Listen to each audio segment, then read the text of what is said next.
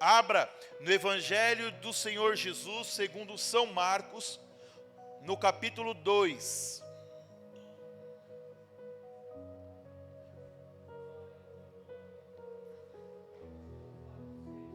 Deixa eu falar uma coisa para vocês que eu falei na célula de quinta-feira. Nós iremos fazer aqui uma campanha. Enquanto vocês vão abrindo aí, eu vou perguntar uma coisa aqui para vocês. O que foi pregado domingo passado? Alguém lembra? Eu vou colocar vocês no fogo. Quem estava aqui domingo passado, levanta a mão. Não vale mentir que Jesus sabe. E quem lembra o que foi pregado? Alguns só vai lembrar que o pastor falou que tinha 465 dias o ano. Isso vocês lembram, né? Só quero dizer uma coisa para vocês. Isso é normal. Sabia? Somos seres humanos, nós esquecemos. E é por isso que nós vamos fazer aqui uma campanha. Se der tempo, semana que vem você vai ganhar um presente. Qual é o presente? Caneta e papel. Sabe por quê? Você vai anotar a passagem, o título da mensagem e aquilo que Deus falou com você. Porque é normal a gente esquecer. Mas Deus falou com você no domingo e Ele quer continuar falando com você durante a semana. Então, campanha, trazer a Bíblia impressa e o bloquinho de nota que você vai ganhar. Nós vamos fazer que nem na escola, nós vamos colocar uma estrelinha na sua testa de todo mundo que trouxer o bloquinho de nota e a caneta para vocês anotar. Amém? Glória a Deus. Gostaram da ideia? Provavelmente não, mas vocês vão fazer porque nós cremos que assim iremos vencer. Amém? Achou aí? Marcos 2? Eu vou ler na versão NVI. Nós vamos ler o versículo 1, 2 e 3, tá? Poucos dias depois, tendo Jesus entrado novamente em Cafarnaum, ouviu-se falar que ele estava em casa. Então muitos se reuniram ali, de forma que não havia lugar nem à porta. E Jesus lhes pregava a palavra. Alguns homens vieram até Jesus trazendo um paralítico carregado por 4 pessoas. Amém? Glória a Deus. Feche os seus olhos, curve um pouco sua cabeça, vamos orar. Pai, em nome de Jesus, nós pedimos perdão pelos nossos pecados. Somos pó, somos barro, somos fracos, somos homens. Meu Deus, nós necessitamos da Tua presença, nós necessitamos da Tua glória. Meu Deus, eu tenho certeza que o Senhor já recebeu as nossas adorações através dos dízimos, das ofertas e também através dos louvores que cantamos aqui. E agora, meu Deus, nós precisamos aprender, ouvir o que o Senhor tem para nos ensinar na palavra. Mas o homem não tem nada para ensinar. Por isso, ó Pai, toma a minha vida, toma a vida de todos que aqui estão, daqueles que acompanharão pela internet, Pai, e fala aos nossos ouvidos, não aquilo que queremos, não aquilo que imaginamos saber, mas aquilo que nós necessitamos ouvir a Tua palavra. Repreenda no meio de nós a incredulidade, repreenda no meio de nós a falta de fé, e que as Tuas palavras sejam como sementes, e o nosso coração como uma terra boa, para que as Tuas palavras caiam e germinem, ó Pai, e possa crescer, e possa dar frutos a 30, a 60 e a 100 por um. Espírito Santo, toma o Teu lugar de honra no nosso meio, faça morada nos nossos corações, e fale, ó Deus, aos nossos ouvidos, aquilo que nós precisamos aprender do Senhor nessa noite. Oramos em nome de Jesus, amém, e graças a Deus, amém. Podem se assentar? Melhor, aquele que tem lugar, se assente.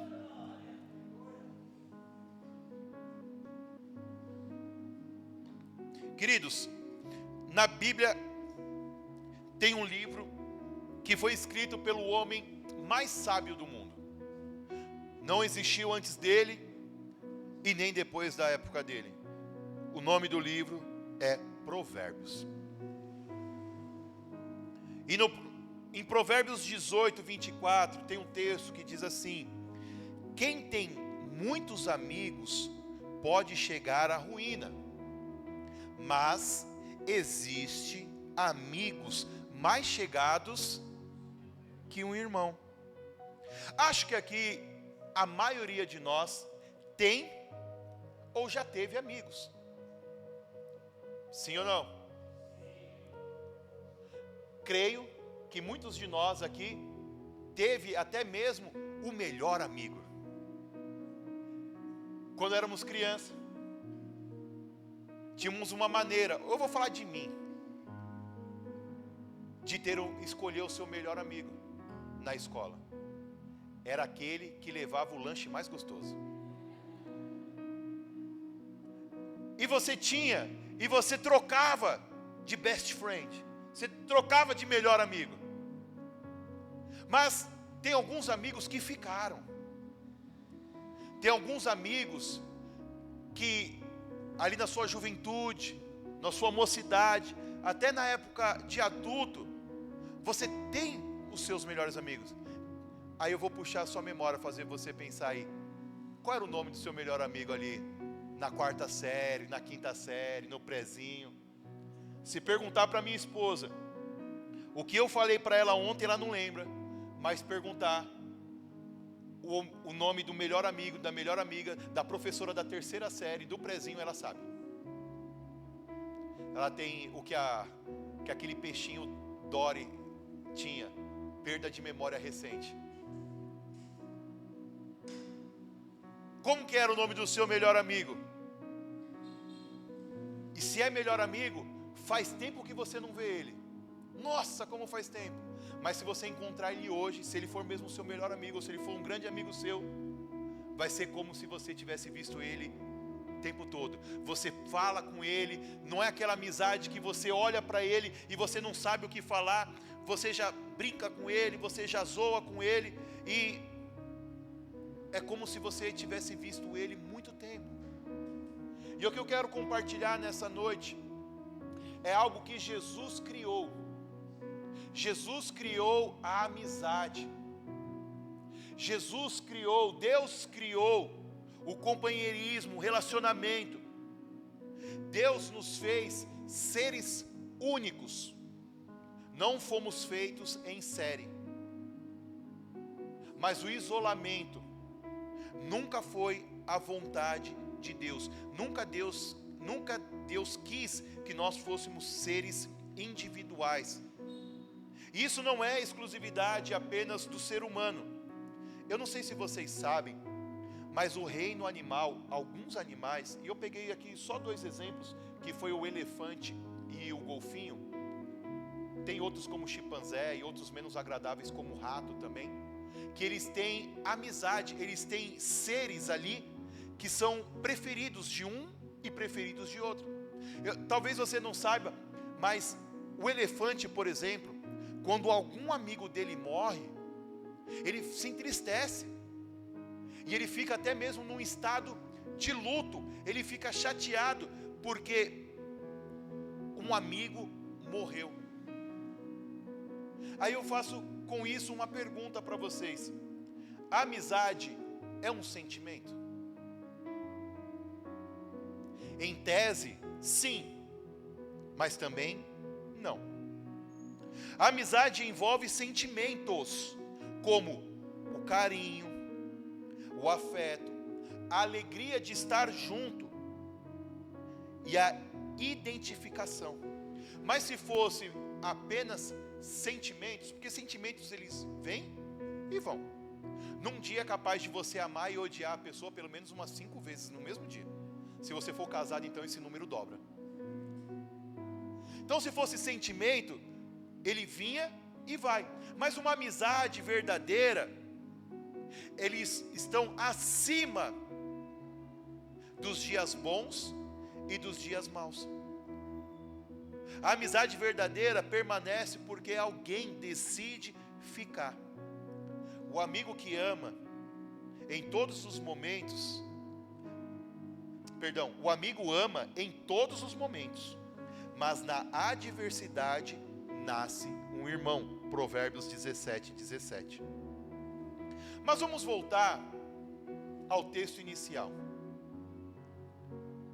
A Bíblia vai contar ali em Marcos 2 uma história cheia de detalhes.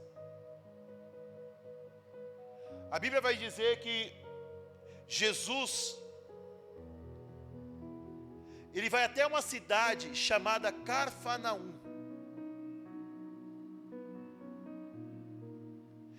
E ele está numa casa. A cidade, ela fica toda alvoroçada. Aonde Jesus ia, acontecia um grande movimento. As pessoas começavam a comentar: o mestre chegou, Jesus está em casa, Jesus está aí no meio de vocês. Ah, não, vocês não entenderam, vou falar de novo. Jesus está aí no meio de vocês. Obrigado, Jesus, agora eles entenderam. E aonde ele chegava, o movimento acontecia. Rapidamente se espalhava a mensagem: o mestre chegou, o mestre está na cidade. As pessoas ficavam ouvindo: aonde ele está? Aonde ele está? Ele está em casa, ele está numa casa.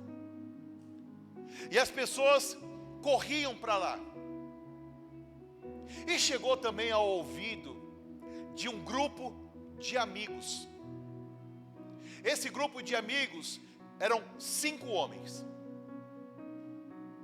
Só que 4 deles eram pessoas saudáveis, vamos dizer entre aspas, normais. Só que um desses amigos era o meu amigo paralítico. E diante de uma situação dessa, onde todo mundo quer ver Jesus, você precisa tomar uma atitude. Número 1, eles poderiam pensar assim: vamos o mais rápido possível para nós conseguirmos os melhores lugares para nós vermos Jesus. Não é assim num show, aonde as pessoas acampam na porta dos ginásios, dos estádios, e aí você vê lá, o show é só semana que vem, e aí você vai vendo as pessoas ali. As pessoas não têm coragem de orar 3 horas da manhã, mas elas passam a semana para ver um homem. Aí quando abre os portões, o que acontece? Tem até aquele esmagamento, né? Que as pessoas pisam umas em cima das outras. E é isso que vai acontecer. As pessoas querem ir rápido para lá. Só que para ir rápido lá, eu vou ter que deixar Jesus. Perdão. Eu vou ter que deixar o meu amigo. Se eu for rápido, eu tenho que deixar o meu amigo. Primeira opção é essa. Segunda opção é: vamos levar o meu amigo. Só que para você carregar um paralítico, para você carregar alguém numa maca, dá trabalho, sim ou não? Vamos levar o nosso amigo para que ele também veja Jesus. Porém, vamos demorar mais. E quando nós chegarmos lá, não encontraremos um bom lugar na plateia. A grande verdade é que todos nós temos amigos assim. Só que a maioria das vezes não é um amigo paralítico físico, mas um paralítico espiritual, que você precisa literalmente carregar nas costas. Mas não seria esse o papel do amigo?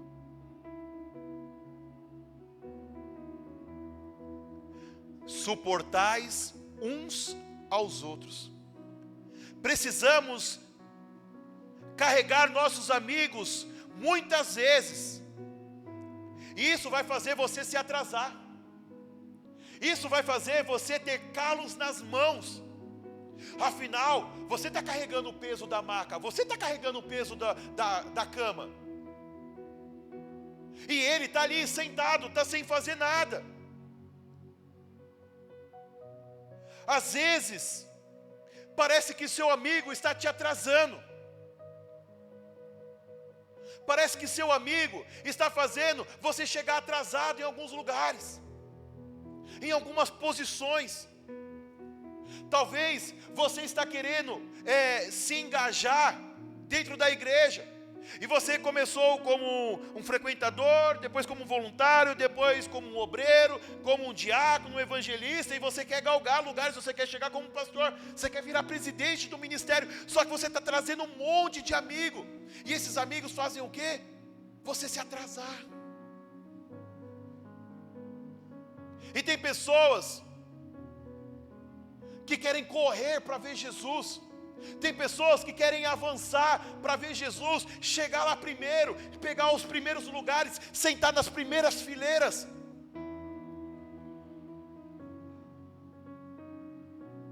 Só que tem um outro grupo de pessoas que entenderam que não é uma corrida. Pessoas que entendem que chegar primeiro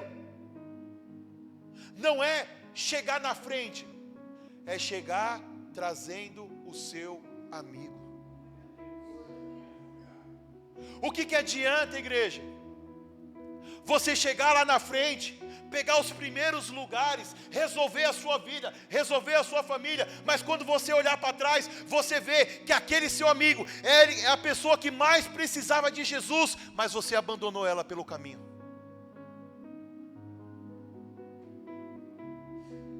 Você abandonou a pessoa que mais precisava ver Jesus. Aqueles 4 amigos, eles tinham vontade de ver Jesus, eles tinham vontade, eles queriam conhecer o Mestre. Quem é que não quer conhecer Jesus? Quem é que não quer ver uma celebridade? Quem é que não quer ver o homem que está abrindo os olhos dos cegos, que está multiplicando o pão, que está andando sobre as águas? Quem não quer ver esse Jesus? Mas eles tinham curiosidade, mas aquele amigo tinha necessidade. Dos 5 amigos, quem mais precisava ter um encontro com Jesus era aquele que não podia ir sozinho, mas que precisava contar com amigos.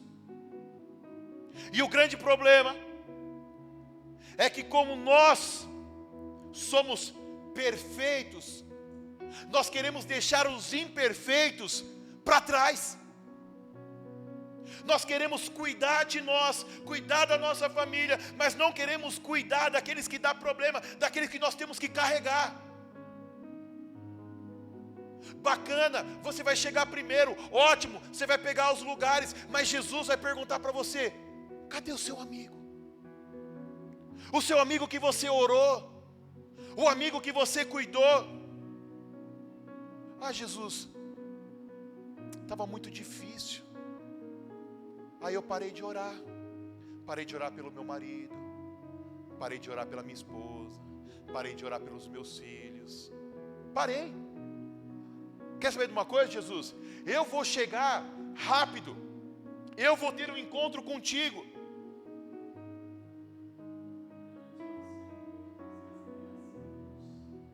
Mas nós não podemos abandonar quem mais precisa encontrar com Jesus, porque fazendo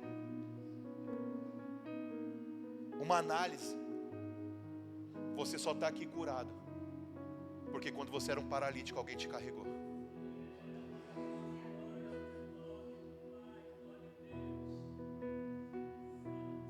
Ele não está te atrasando, meu irmão. O seu amigo faz parte. Ele faz parte do seu ministério. Ele faz parte do seu processo. Ele faz parte do seu milagre. Marcos 2, versículo 4. Aqueles homens olham para o amigo. E eu fiquei pensando. Eu vou passar um vídeo depois para vocês. E eu fiquei pensando. Se eu tenho amigos que iriam me carregar. Eu fiquei pensando que aquele camarada era um homem de sorte. Pastor, mas ele era aleijado. Pastor, mas ele era deficiente. Ele não tinha pernas. Mas quem tem amigos nem precisa de pernas, porque eu ando por ele.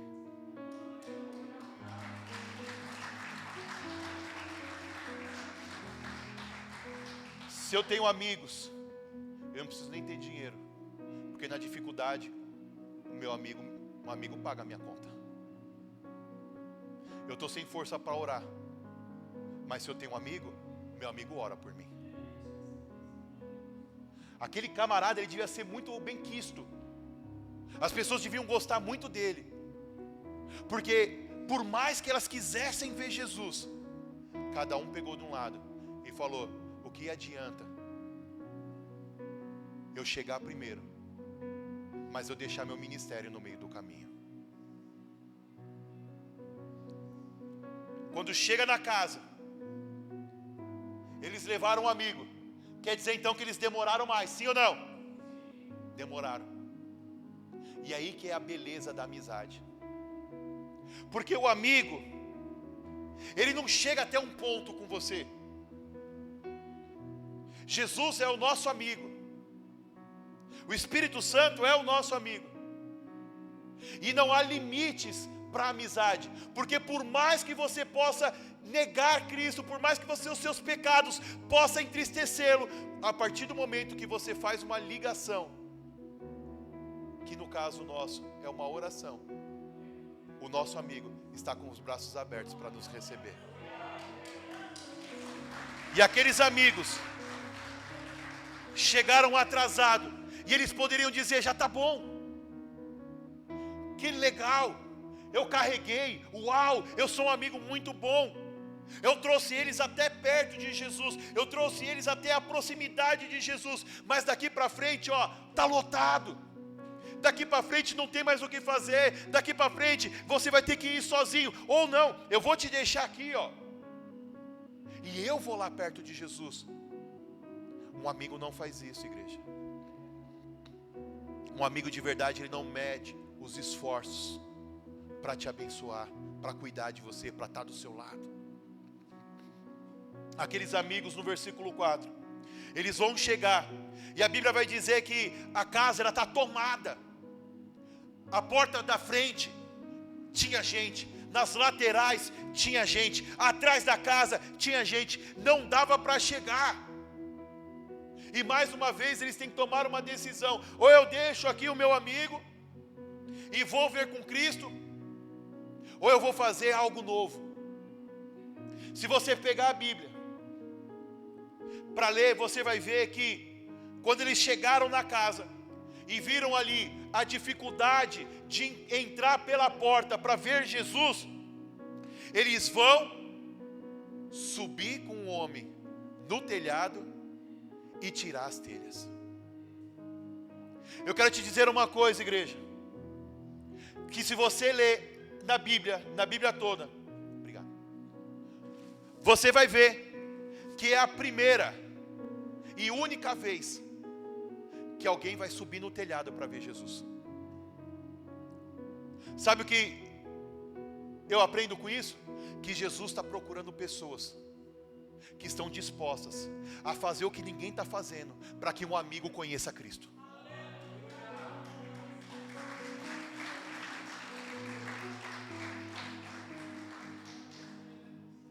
Nós precisamos fazer algo que ninguém está fazendo, para que os nossos amigos conheçam a Cristo.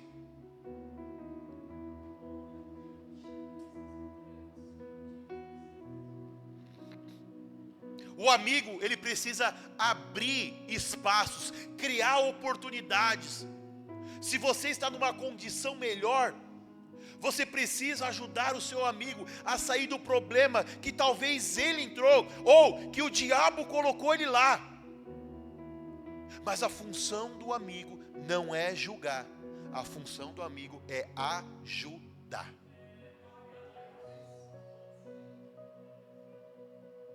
Nós não podemos carregar o nosso amigo até um ponto, e se encontrar barreiras, desistir.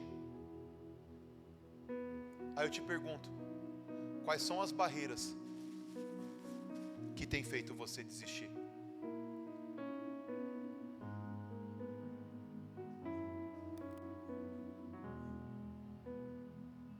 Até onde você está indo com seus amigos, ou até onde você vai pelos seus amigos? E queridos, me entenda bem. A mensagem que eu estou pregando aqui é evangelística. Eu não estou falando desse amigo só que você ama e glória a Deus. Eu estou falando do seu irmão, aquele que Cristo morreu na cruz e ele está perdido agora no pecado. Todo domingo que você vir na igreja, seja essa ou seja em qualquer outra, e você encontrar um banco vazio, a sua atitude tem que ser de choro, de tristeza, porque é alguém por quem Jesus morreu que ainda está preso nas garras de Satanás. É alguém por quem Cristo morreu que não está sentado nessas cadeiras aqui que estão vazias.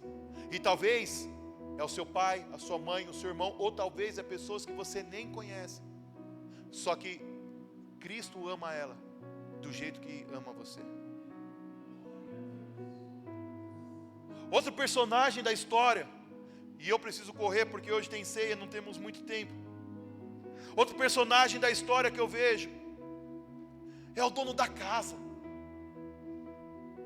Aquela casa tinha um dono. E aí as pessoas estão subindo no telhado e estão arrancando as telhas. Cara, o dono podia ter falado: não, parem, o que vocês estão fazendo? Vocês estão me dando prejuízo. Quem é que vai pagar por isso? Não façam isso. Quem é que deu ordem para vocês? Está cheio de gente preocupada com a casa. Quem vai me restituir isso? Você pode, meu irmão, aqui neste mundo, até ter prejuízos, perder o telhado, mas só quem perde coisas aqui na terra é que pode contar os testemunhos. Eu perdi algumas telhas sim na minha caminhada com Cristo. Eu perdi sim alguns telhados na minha caminhada com Cristo. Sim, eu tive que permitir que muitas pessoas às vezes até destruíssem algo que eu construí. Mas foi na minha casa que o milagre aconteceu. Foi na minha casa que eu posso bater no peito e falar: eu estava lá o dia que os homens desceram com aquele paralítico nos pés de Jesus. Sim, você pode ter alguns prejuízos, mas você também vai ter testemunhos para contar. Sim, perdi coisas nesse mundo. Sim, eu perdi. Queridos, pessoas estão preocupadas com as casas. E é por isso que a gente não consegue abrir outra célula aqui. Eu falei numa reunião de obreiros.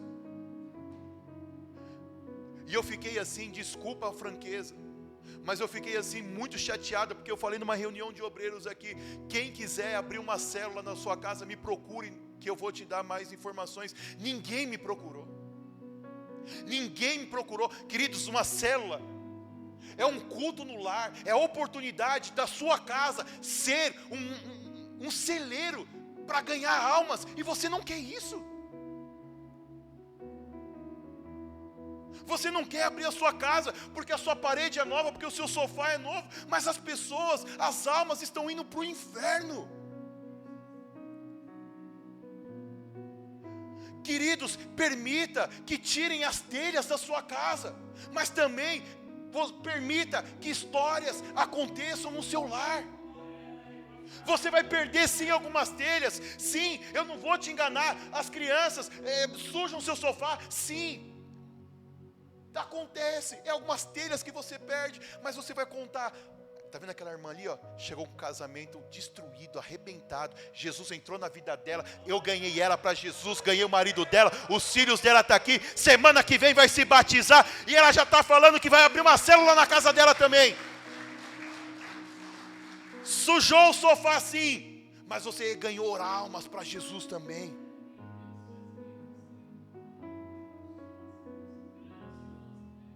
Já pensou se o dono daquela casa não permitisse que acontecesse, que tirassem as telhas do telhado? Nós não estaríamos contando essa história aqui hoje. Já parou para pensar que se nós não permitirmos ser um instrumento para Cristo, alguns milagres não vão acontecer, porque, queridos, tem pessoas que só vão ouvir falar de Cristo pela sua boca. Tem pessoas que Cristo vai colocar no seu caminho, que eu não vou alcançar, que as pastoras não vão alcançar, que nenhum obreiro daqui vai alcançar.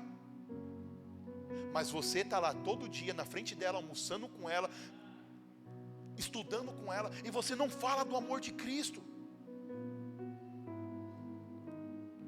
O maior milagre não foi Jesus curar, porque Jesus, todas as pessoas que encontraram com Jesus foram curadas, amém? Sabe qual foi o maior milagre? Aquele homem ter 4 amigos. Você sabe que se você olhar para a sua mão, você vai encontrar mais dedos do que verdadeiros amigos. Aquele homem era um homem rico. Ele tinha dinheiro, pastor? Não, ele tinha amigos.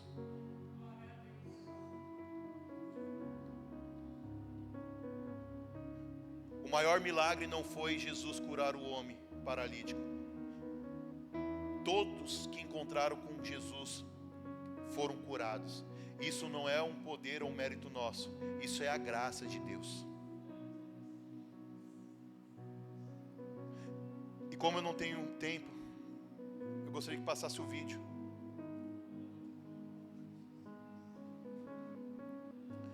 Vou colocar aqui um vídeo de um homem que subiu a montanha, mas o vídeo não é sobre subir a montanha.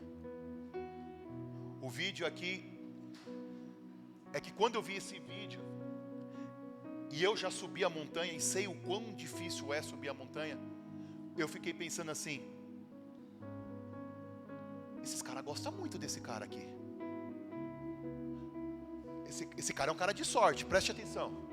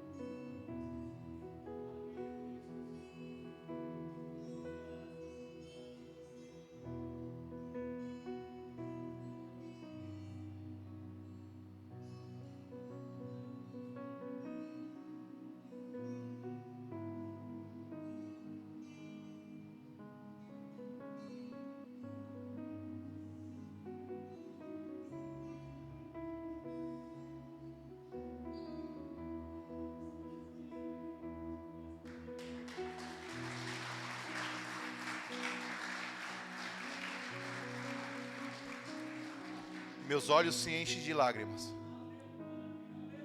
porque aquele homem, ele tinha amigos. Os caras construíram uma cadeira, velho. Há quanto tempo nós não construímos nada para que as pessoas enxerguem e conheçam Jesus? Há quanto tempo você sai da sua casa, vem para a igreja, e você acha que isso está bom, e de fato isso é muito bom, mas pelo caminho tem amigos paralíticos que precisam que você traga eles para Jesus. Tem pessoas que você precisa construir uma cadeira, porque sozinha elas não conseguem. E eu me emociono porque eu sou um cara que construiu uma cadeira para que hoje eu estivesse aqui falando com vocês.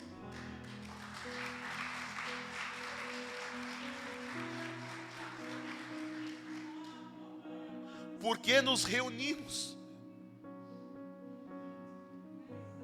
Só faz sentido se reunir como igreja se a nossa mente estiver alinhada num só propósito, que é ganhar almas para Jesus. Só por isso.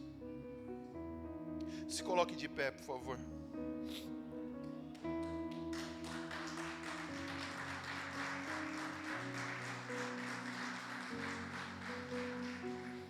O milagre daquele homem